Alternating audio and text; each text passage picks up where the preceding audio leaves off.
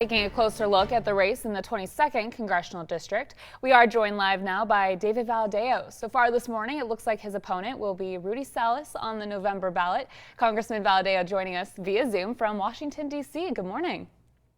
Morning. Thanks for having me. Absolutely. We appreciate your time. So Rudy Salas grabbed the early lead in this newly drawn district. How does this new district differ from the one that elected you 4 years ago? Well, the district that I'm currently serving in, the 21st Congressional District, is the most Democratic seat held in the country by a Republican, me.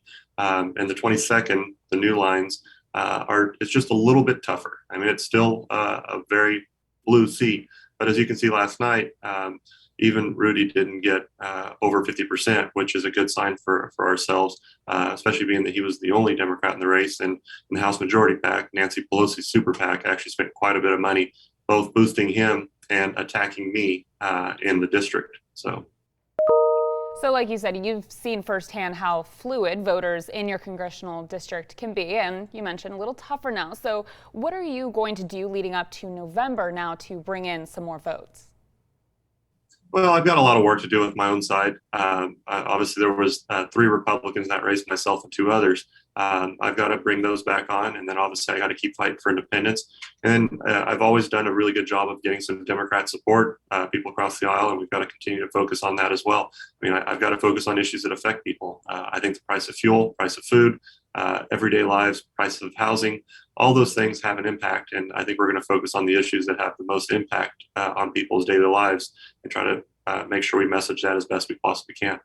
So like you just mentioned, there were other Republicans running in this race. Are you assuming that they will vote for you now in November, or do you have a plan in place to get their votes now that you're the leading Republican in this race? So we never assume anything. Obviously, we've got a lot of work to do. Both of the Republican opponents I had don't actually live in the district, so there's no chance they could have even voted for themselves last night, much less for me in November. But yeah, as far as the voters themselves, we're going to do our best to communicate with anyone that might not have supported me, but hopefully will support me in November. I mean, ultimately, we got to win this seat. We've got to make sure that we bring some common sense to Washington, take Nancy Pelosi out of power, and try to make life a little bit better for the people, not just the 22nd Congressional District, but the country as a whole.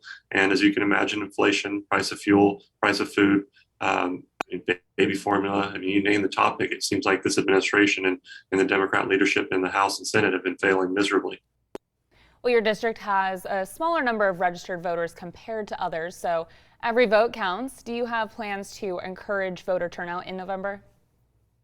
Well, we always spend a lot of time, obviously, calling, texting, emailing, door knocking, and we're going to continue to do all the things we've always done, which is work really hard on the ground, get as much voter contact as possible, and then the GOTV, get out the vote operation, especially at the end, will be a major component of the race. You may have already mentioned a few, but what would you say are some of your signature issues that you are focused on moving forward going into the November election? I mean, obviously, water is the one I talk about the most. That's a very important topic for every single one of our communities. It's the thing that comes up the most, especially when we're looking at building housing in any of our communities. The biggest holdup is, other than regulations from the state, is usually water. Water has an impact, obviously, on the agriculture front too. It's a job creator, but it also helps us be able to build homes so that we can house and hopefully lower the price of homes. Energy, very big deal, but also immigration. I think it's an important topic for us to always talk about and focus on. I mean, obviously, what we see on the border isn't good. We've got to make sure that we control the border, secure the border. We also have to have guest worker programs and things that benefit us here in our country. So, I mean, those are all issues I spend a lot of time on, but there's a lot more out there.